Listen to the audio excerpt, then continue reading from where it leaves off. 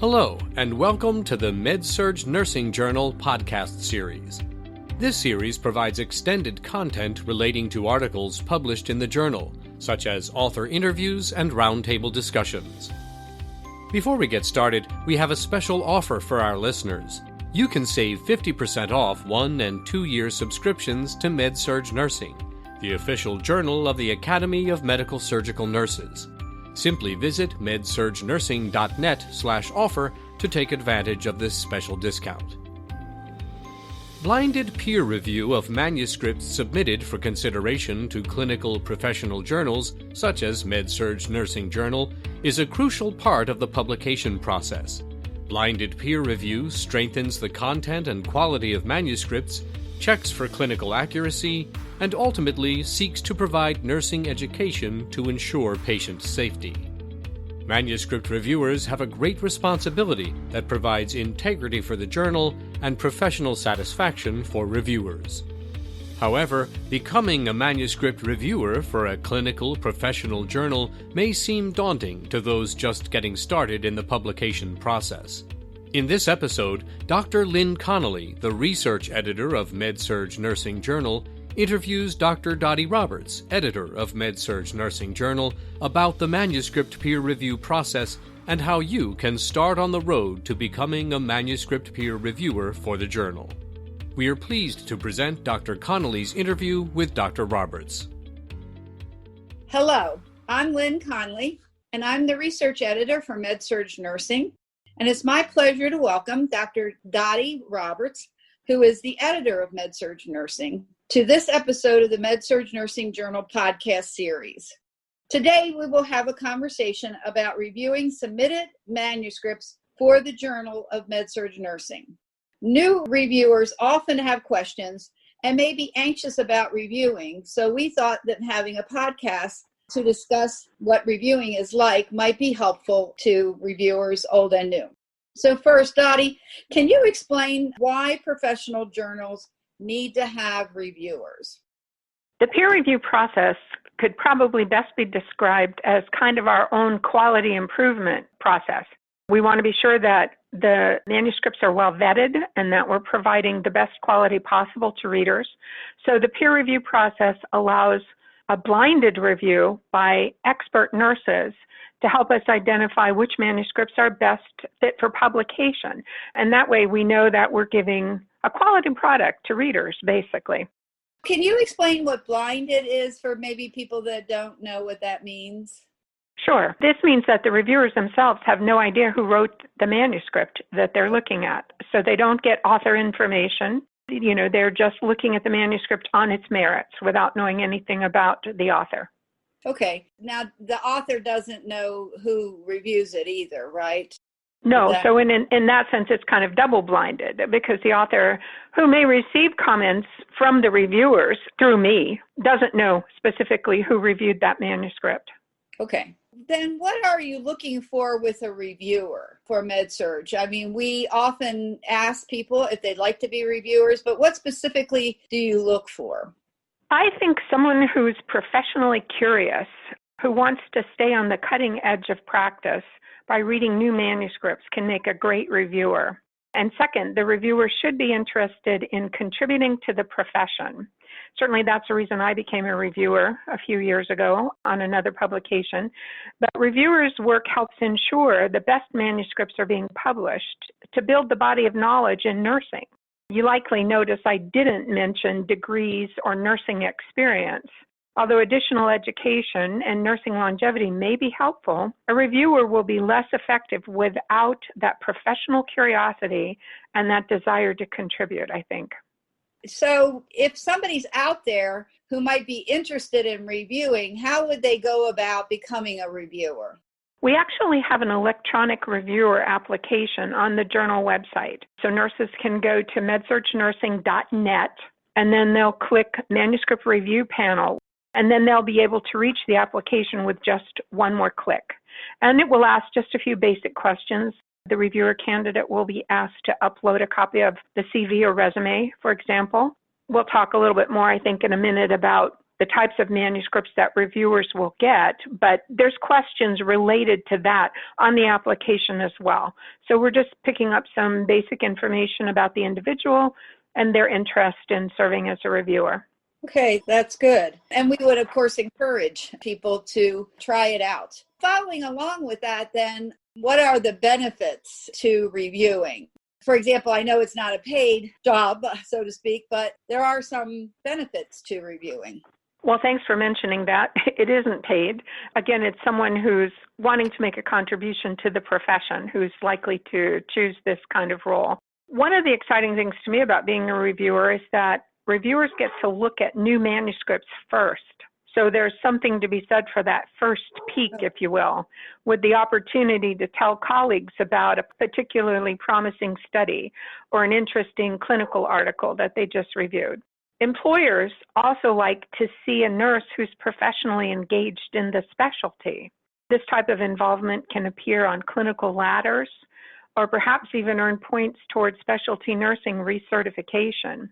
For me as a reviewer, the intrinsic benefit was the greatest, just the feeling that I had contributed to building nursing's body of knowledge. And I think that's extremely important. If we can't have just the same people review, I mean, we really need a full body of people with different expertises to do our reviewing.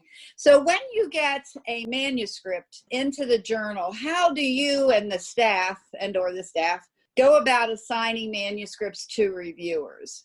Well, they're assigned by the editorial staff. I provide some input, if there needs to be clarification about what type of manuscript it is. So then our editorial assistant knows, exactly which reviewers to go to. But the manuscripts are assigned based on reviewers' areas of interest or expertise. And as I kind of alluded to a minute ago, they actually indicate that on their applications to be reviewers. So it will ask what topics they're interested in reviewing. So of course, we're not forcing anyone outside a comfort zone, and asking them to review something with which they're unfamiliar. We also, of course, try to distribute manuscripts fairly so that all reviewers get at least a few in the course of a year. 2020 was actually a pretty big year for us for submissions. Many scholars, probably working from home, wanted to get that manuscript finished. So we had almost a record number, and that meant our reviewers were pretty busy last year. But by and large, they're going to probably see about 3, maybe 4 manuscripts a year. And as I said, assigned based on their identified areas of interest and expertise. That kind of brought up a thought, though. I mean, if somebody really wants to be a reviewer, but they get to a point, maybe they're going on vacation or something's happening in their life, is it okay to just say, I can't do this right now? Certainly. We have some academics who review for us, and during the end of a semester, they're typically up to their eyeballs in alligators, and they're not, able to put much energy into a review. People have vacation in the summer, so what we appreciate and really honestly expect from a professional standpoint is that people will notify the office. Our reviewers will let us know when they're going to be unavailable. So then Kathy at the office isn't sending out a review to someone who's not responding because they're not checking their email, for busyness or for being out of town. So let us know. Now, from maybe a little selfish perspective, I have to say, while we understand that, we can't have someone also constantly declining a review because things can't keep coming up and have that individual remain as a member of this valued panel of reviewers. That's a good thing, I think, for reviewers to know. So you have, let's say, a new reviewer. What are reviewers expected to do basically when reviewing a manuscript, particularly for our journal, MedSurg Nursing? We do have a form that will guide reviewers in providing the feedback. They'll be asked a series of questions. Mostly these are yes/no questions, but I always appreciate their additional comments, either on that form or on the manuscript itself. So they'll be asked, for example, first question, is the information new to you as the reviewer? If it's same old, then the reviewer can certainly indicate that. Read this many times, this is not new information. Sometimes an author has taken a new spin on an old topic, and a reviewer can certainly share that, even if they've seen literature on that topic a number of times. If this manuscript takes a particularly unique look at it, then, they can provide that comment. They may indicate, as I said, it's not new, but it's worth a review, or if they're excited about some new creative research, certainly give me that feedback. Is the manuscript timely? We've had our share for sure of COVID manuscripts this year, but there are other timely topics as well that nurses need to consider. So the reviewer will be asked to address that. Is the information useful? That's important. Sometimes we get manuscripts that are based very much in theory, so an application kind of thing from the cloud, if you will, from the big picture, but not a direct clinical application. The reviewer will be asked, is the information correct? Is it comprehensive? Is the manuscript using current references? They get asked if figures and tables actually complement the content. We want to try to avoid redundancy. So if the tables are simply a repetition of something in the narrative of the manuscript, then the reviewer is asked to comment on that. Are there additional tables or figures that would be beneficial to the manuscript? If you're reviewing a research manuscript and you think, oh, I'd really like to see a diagram of this or something, then they could certainly provide that comment. We ask them, do they think the writing is clear? Is the manuscript well written, well organized? For a research manuscript in particular, I always appreciate feedback on the appropriateness of the methodology and the analysis. And then reviewers can make a recommendation concerning publication after they've answered all these questions. They'll also have a chance to write notes on the manuscript itself, and that marked manuscript is often very helpful to an author. We can send that to them, de-identify it from the perspective of the reviewer so they don't know who reviewed it. But a lot of reviewers provide excellent comments in the margins of the manuscript. And if I'm thinking of offering an opportunity to publish, but there's some work to be done on the manuscript, then I'll likely share that very thorough review, that marked manuscript, with the author. So he or she has a really good direction, on how to go with revision. Well, you covered a lot there, but one more thing. Is there anything that reviewers should focus on, particularly in their reviews? I mean, I know that you have an editorial process, so I'm thinking that reviewers probably don't need to worry too much about grammar and things like that. But I mean, what should they really focus on? Thanks for mentioning that. Kind of a bee in my bonnet sometimes. Reviewers, to me, are the content experts, and I really need them to respond from that perspective.